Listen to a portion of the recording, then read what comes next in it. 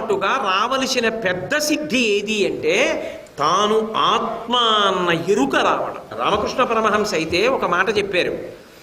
రామకృష్ణ పరమహంస ఒక రోజున గంగా నది ఒడ్డున నించున్నారు. ఎవరో ఎక్కడి నుంచో ఓ వ్యక్తి వచ్చాడు. రామకృష్ణ పరమహంసని అడిగాడు, ఏమి ఇలా నించున్నారు మీరని అడిగాడు. అడిగితే పరమహంస అన్నారు, నేను గంగా నది దాటాలి, పడవ కోసం చూస్తున్నాను. ఆయన అన్నాడు, నదిని దాటడానికి పడవ కోసం చూస్తున్నావా? ఈ పాటి దానికా నీ గురించి ఇంత గొప్పగా చెప్పుకుంటారు దేశమంతటా? ఈ పాటి దానికా నీకు ఇంత పెద్ద కీర్తి ప్రతిష్ట? నేను చూడు నడిచి దాటి వెళ్ళిపోతాను గంగ మీద అని నడిచి అవతల ఒడ్డుని నించున్నాడు. పరమహంస పడవలో అవతల ఒడ్డుకి వెళ్ళారు. చూసావా నా శక్తి ఏమిటో? నిజానికి నాకా కీర్తి నీకా ఉండవలసింది. ఎన్ని సిద్ధులున్నాయి నాకు, నీకేమున్నాయి? నదిని దాటలేవు. ఆయన అన్నారు, పావలా కాసిచ్చి పడవలో వచ్చా, దానికి ఇంత తపస్సు పడి చేసావా అన్నారు. అలా ఉంటుంది సిద్ధుల ప్రకటన. అందుకు శంకరాచార్యుల వారు వాత పెట్టేశారు. సర్వాత్మత్వమితి స్ఫుటీకృతమిదం యస్మాదముష్మిన్స్తవే తేనాశ్వశ్రవణాత్ తదర్థ మననాత్ ధ్యానాచ్చ సంకీర్తనాత్.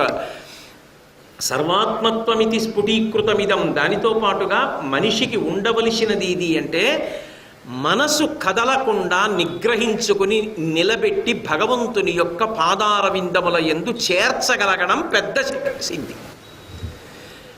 ఆత్మ వస్తువుని తెలుసుకుని తాను ఆత్మగా అనుభూతిని పొందడం గొప్ప సిద్ధి. అంతేకాని చౌకబారుగా సిద్ధులు ప్రకటించడం గొప్ప కాదు. అయితే మహాత్ములు ప్రకటించరా?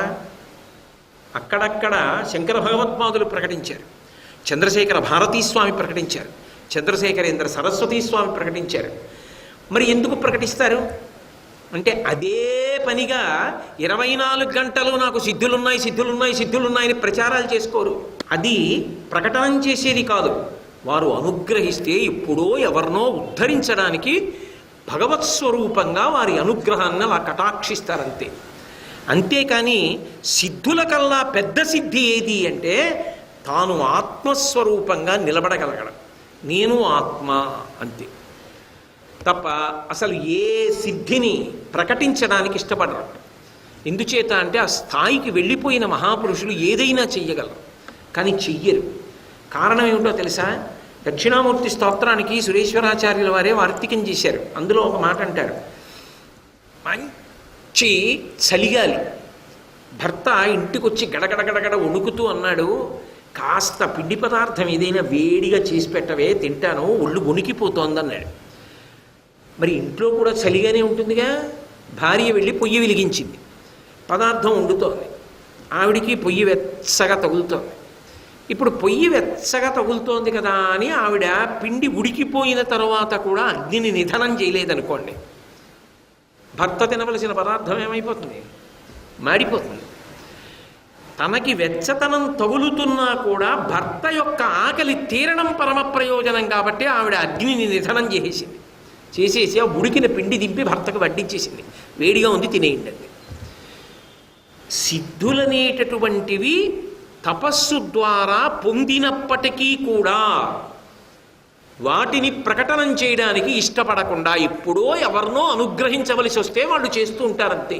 అది మహాత్ముల లక్షణం. అంతేగాని అది రోజువారీ కార్యక్రమాలు కావవి, అలా ఉండవు. అలా ఎక్కడాను ఆత్మగా తాను నిలబడతాడు, అద్వైతానుభూతి ఎందు ఓలలాడుతూ ఉంటాడు.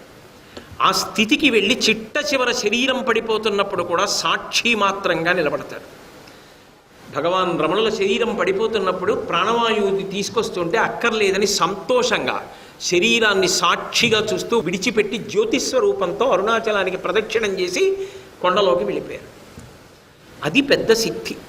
అంటే తాను ఆత్మగా నిలబడతాడు తప్ప వచ్చిన సిద్ధుల గురించి ఆలోచనే ఉండదు. అది మహదైశ్వర్యం. ఆ ఐశ్వర్యం భౌతికంగా బయట వచ్చేది కాదు, దాచుకోవడానికి భయపడవలసినది కాదు. చేసిన తపస్సు వలన వ్యక్తి పొందుతాడటువంటి సిద్ధి. ఆయన ఓ మాట అన్నాడు అనుకోండి, అయిపోతుంది. అది కూడా ఓ సిద్ధి, ప్రాకామ్య సిద్ధి అని.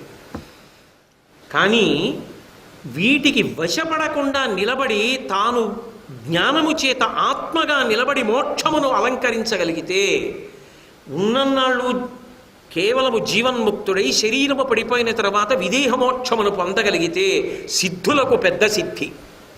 మనసు కదలకుండా నిగ్రహించగలవా, అది పెద్ద సిద్ధి. ఇంద్రియాణి బలిష్టాని నియుక్తాని మానద అపక్వస్య ప్రకుర్వంతి వికారాం స్థాననీకశః భ్రమం సర్వతీర్థేషు స్నాత్వా స్నాత్వా పునఃపునః నిర్మలం న మనోయావత్ తావత్ సర్వం నిరర్థకం అంటాడు వ్యాసుడు దేవి భాగవతంలో. నీ మనసును నువ్వు గెలవగలిగావా? నీ ఆజ్ఞకు నీ మనసు వచ్చి ఔదలు దాలుస్తుందా? అది పెద్ద సిద్ధి. అది ఐశ్వర్యములకెల్ల మహదైశ్వర్యం. సర్వైశ్వర్యకరీ. నువ్వు అడగలేదని సిద్ధులు ఇవ్వకుండా ఉండదు. ఇచ్చినా నువ్వు పట్టించుకోకుండా నిలబడగలిగిన నాడు ఇవ్వవలసిన పెద్ద సిద్ధిని, ఆత్మస్వరూపంగా నిలబడగలిగిన సిద్ధిని ఇస్తుంది. ఆత్మానుభవాన్ని, అద్వైతానుభూతినిస్తుంది. కాబట్టి ఆ తల్లి సర్వైశ్వర్యకరీ తపఫలకరీ. ఆమె చేసిన తపస్సుకి ఫలితాన్ని ఇస్తుంది. ఆమె గమనిస్తూనే ఉంటుంది. మీరు విన్నారుగా భారతంలో, తపస్సు అంటే ఏదో కమండలం పట్టుకుని, ఓ సత్యదండం పట్టుకుని, తపోదండం పట్టుకుని ఎక్కడికో వెళ్ళిపోయి కూర్చోవడం కాదు. తపస్సు అంటే నిత్య తపస్సు. ఎవరితో తెలుసా? స్వామి హనుమ. మళ్ళీ ఆయనతో పోల్చవలసి వస్తే ఒకే ఒక్క వ్యక్తి శంకర భగవత్పాదుడు. మీరు గమనించండి, శంకరాచార్యుల వారి జీవితం, స్వామి హనుమ జీవితం ఒకలాగే ఉంటాయి. వాళ్ళిద్దరూ పరమశక్తివంతులైన మా కొరకు అని వాళ్ళు జీవితంలో చేసుకున్నది మీకు కనపడదు. హనుమవంతటి శక్తివంతుడు లోకంలో ఉండరు. ఎందుకంటే బుద్ధిమతాం వరిష్టం. ఆయనంత బుద్ధిమంతుడు లేడు, ఆయనంతటి పండితుడు లేడు, ఆయనంతటి బలశాలి లేడు, ఆయనంత వేగమున్నవాడు లేడు. అయినా హనుమ తన కొరకు ఇది చేసుకున్నారన్నది మీకు రామాయణంలో కనపడదు. విచిత్రం ఏంటంటే, రామాయణంలో రాముడు ఎవరి వలననైనా పైసా ప్రయోజనాన్ని పొందితే రూపాయి ప్రతిఫలాన్ని ఇచ్చేశాడు. సర్వం శ్రీ ఉమామహేశ్వర పరబ్రహ్మార్పణమస్తు. స్వస్తి.